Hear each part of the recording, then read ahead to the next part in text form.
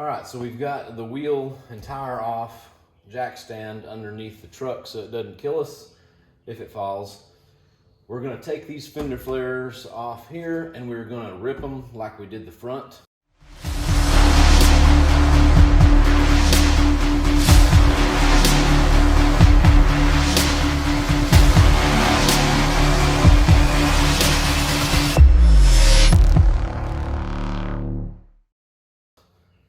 Gutz Delete, whatever you want to call it. And so to get these off, we've got one clip we need to get out right under here, and just grab a hold of that with a pair of pliers or something. There we go. That's what that clip looks like there. And then along the inner of the fender here, I believe it's an 8mm. Yeah, so 8mm, 3 of them.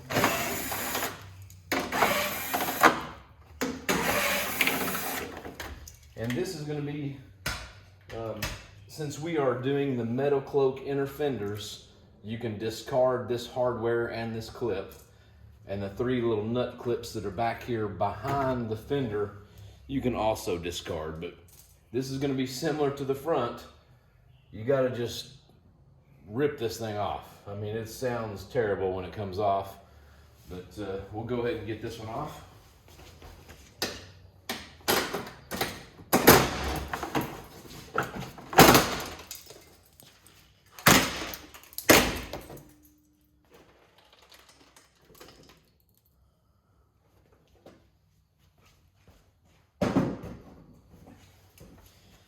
So yeah, that sounded terrible. This one kept a few clips intact, actually quite a few. The other side, when we did it a while ago, every single clip broke. But basically, you're going to discard these on the just like you did on the front. We don't really need them. We'll save the good ones just for customer installs when we do some Fender R&R.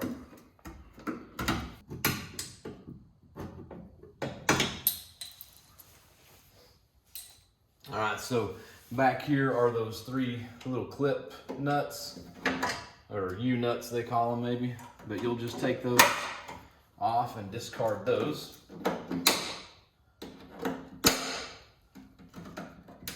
Some of them are stuck in there. Have to kind of pry them out.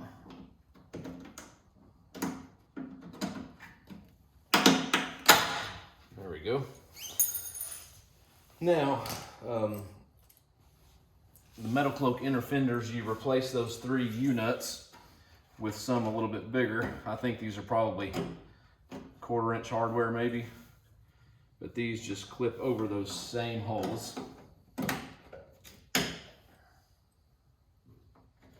All right, now, so we're doing something different than what metal cloak normally does.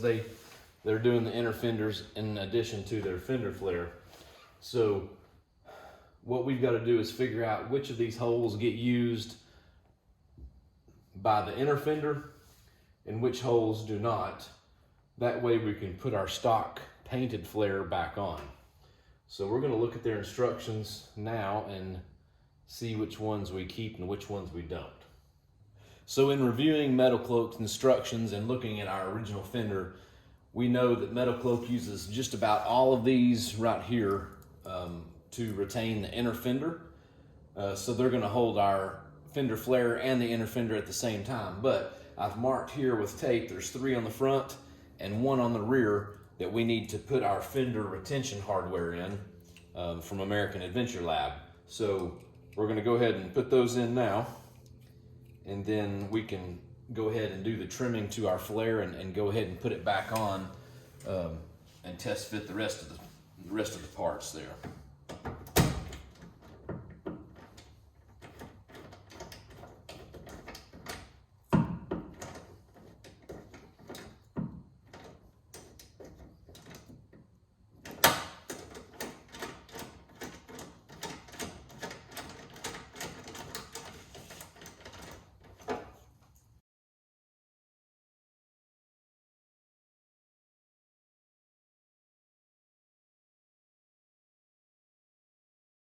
One other thing we're gonna do while we have access to this is we are going to modify the fuel filler. That will allow us to fill up at a truck stop. Say we're on a cross-country trip, you want a quick fill up, you don't have to use a bathroom, don't need food, you just want to get in there and get out. And right now on the outside here, you can only put automotive style diesel pump into that nozzle. So what we need to do is pull out this fuel filler, and we've got 3 hoses we need to disconnect. These first 2 have a green button. Now, if yours is old, this might be kind of crusty. That first one is the, what do you call it? The urea, the DEF tank stuff. This one right here is gonna be the vent. And like I say, sometimes these things are hard to get to. This one right here, actually, you pinch both sides of it. There you go, to release that one. And then this last one here is what I think is a 7mm. Let's go ahead and grab our little gun and we'll see. Nope, that was an 8mm.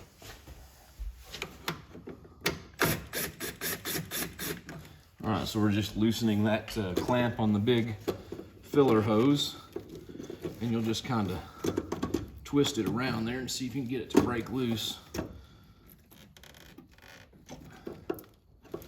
What we need to do is get a pick and loosen up that connection in there. So I'll go get a pick so we can loosen up that connection. All right, so what we're gonna do is just run this pick down the side of there and just run it around the perimeter of that hose to break that, where that rubber is just stuck to that metal pipe. There we go, and we can wiggle it and pull it out. And then we've got a 10mm up here. We're gonna go ahead and take off this vent for the fuel tank. Get it out of the way.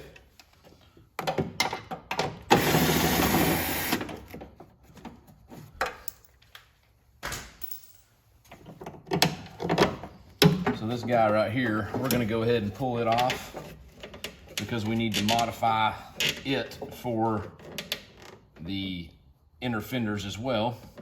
And like you see there, that hose just pulls off of that plastic pipe.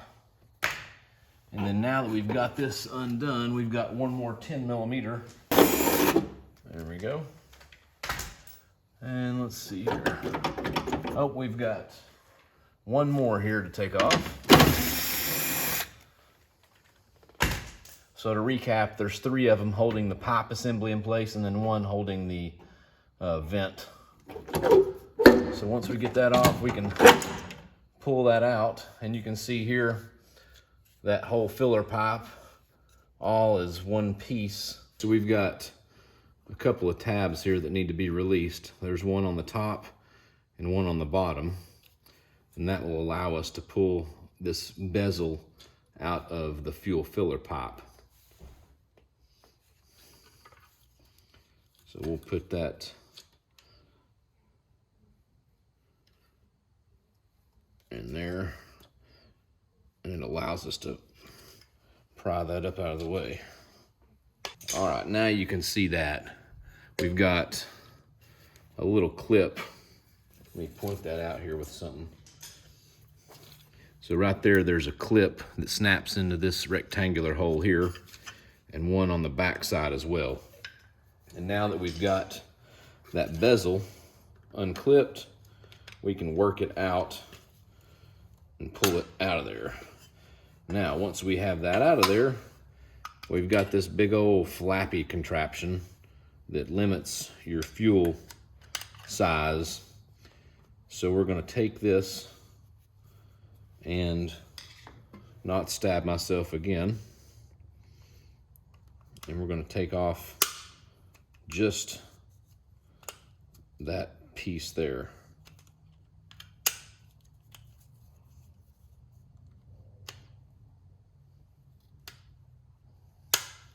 There we go. So we're taking that out, and then once we do that, we can take and put this piece back in there,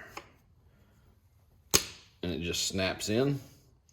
And now we can fill up at a truck stop. So we can go ahead and reinstall this.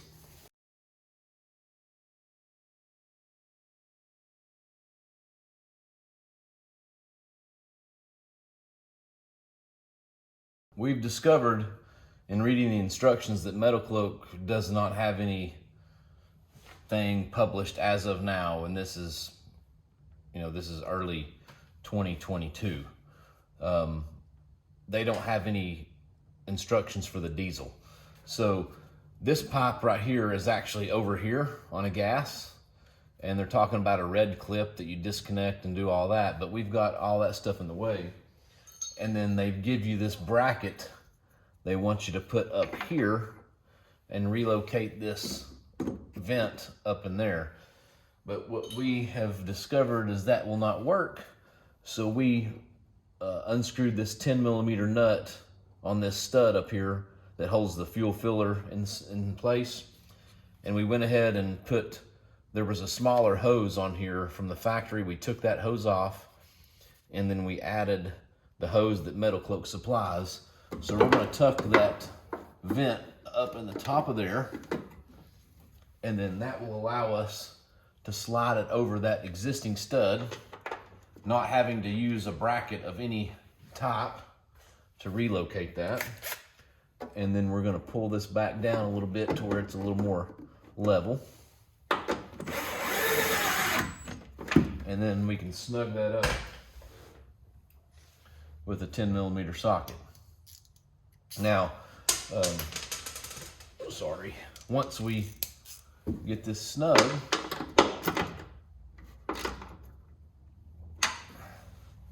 we can see right here that hose is going to be just about perfect.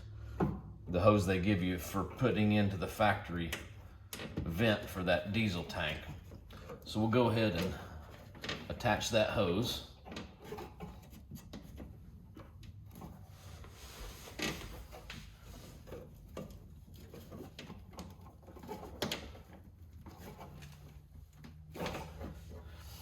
And then that fits like a glove.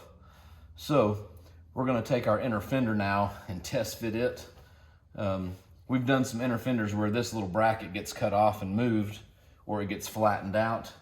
We might cut that off, but we're going to go ahead and test fit that inner fender and just see how everything looks. Okay, I forgot we need to pop this off before we can test fit that fender. So basically what we're going to do is take some pliers or a screwdriver or something, and you want to pry these little clips up. You need them to stay intact because we're going to reuse them. One of them's for the camera and the other one's, I think, for the lights and whatnot. So we're going to take off these two 13mm nuts here.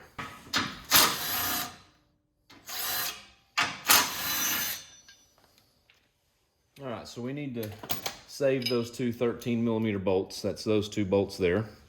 You can discard the metal bracket.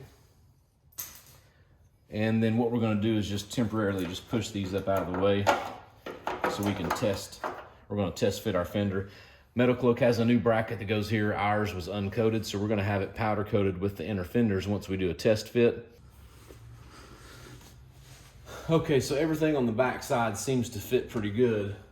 However, up here, this will not fit back in because of that diesel pipe. And then also too, we're going to be changing these shocks out to a 2.5 smooth body with a reservoir, some Fox 2.5s. So we need to probably pop this shock off, put the new one in, and just do a test fit to see where we need to trim, because once we get these things powder coated black, we don't want to have to go back and grind and cut on them and then mess up the finish. Although it's aluminum, it'll be easy to touch up. It won't rust. That's kind of nice. But we're going to just get this fitting exactly like we want it before we get them powder coated. So we've mocked up this inner fender, and it didn't mention it in the instructions anywhere, but this pipe right here is, I guess, specific to the diesel, and it's a little bit different, and it was interfering with the fender part that came down here. So it used to be shaped like this, And we've got the piece here that we cut off. You'll probably think this is ridiculous to cut off that much, but it just really would not fit with this fuel vent pipe. So we just lob that off. That way too, we won't have to take these entire inner fenders out just to put shocks on and do any shock service. So it's gonna allow us easier shock installation, and then we're ready to get these things powder coated. So we've got both sides trimmed up, and we're gonna drop those off tomorrow and hopefully pick up those front inners. We're going to take and separate the plastic from the painted plastic, and you'll just grab a hold of that and separate those.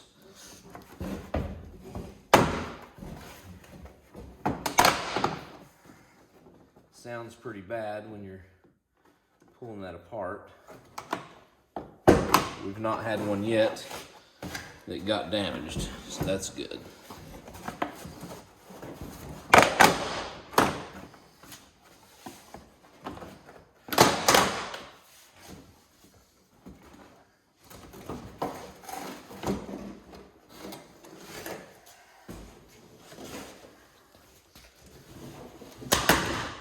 There we go. And now we've got the complete inner fender and edging intact. And we've got our painted flare. And if you'll remember there, we put 3 nutserts in the front and 1 nutsert in the rear. And we can go ahead and bolt this piece back on the truck. And then once we get it attached firmly to the truck, we'll go back through and trim all of these tabs off of that area.